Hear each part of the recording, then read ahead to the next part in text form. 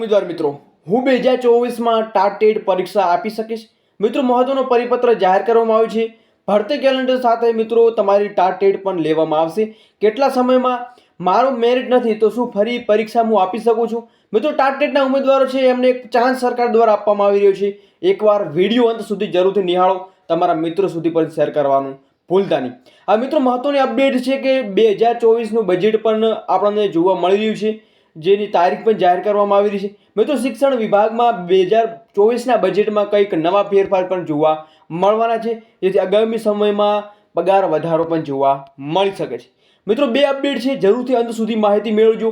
1 ફેબ્રુઆરી ચૂંટણી પહેલા વચગાળાનું બજેટ લાવવામાં આવ્યું હતું. હવે સંપૂર્ણ બજેટ 23મી જુલાઈએ લાવવામાં આવશે. તો મોદી સરકારનું ત્રીજું પહેલું બજેટ છે જે 23 જુલાઈએ રજૂ થશે, જે 3.0નું. નાણામંત્રી નિર્મલા સીતારામન સતત 7મી વખત બજેટ રજૂ કરશે. બજેટમાં 22 જુલાઈથી 12 ઓગસ્ટ સુધી ચાલશે. તો મિત્રો, તમે જોઈ રહ્યા છો કે જે બજેટની પ્રક્રિયામાં શિક્ષણ વિભાગ પર બાકાત નથી રહેતું. નવા નિયમો, નવા નિર્ણયો લેવામાં આવશે. હવે મિત્રો, જે એક પરિપત્ર જાહેર કરવામાં આવ્યો છે એમાં 10 વર્ષની ભરતી કેલેન્ડર સાથે તમારો 12 મહિનામાં જે પરીક્ષા છે એ વર્ષ લેવામાં આવશે એવી અહીંયા જાહેરાત કરવામાં આવી છે, જેમાં શિક્ષણ સચિવ સહિતના સહી સિક્કા સાથે પરિપત્ર જોવા મળી રહ્યો છે. મિત્રો, જો તમારા માર્ક્સ ઓછા છે તો તમે અનગણિત ટ્રાય આપી શકો છો.